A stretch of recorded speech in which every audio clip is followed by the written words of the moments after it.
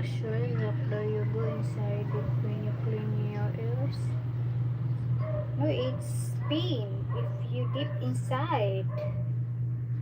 If I have water in my ears, and when lay down, then if the water is in my right side, I'm lay down with right side, lay down like that.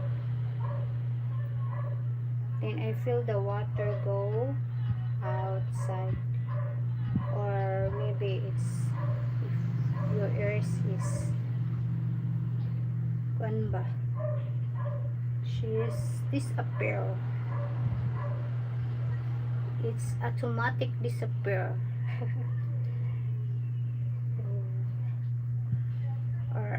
or I'm jump like that's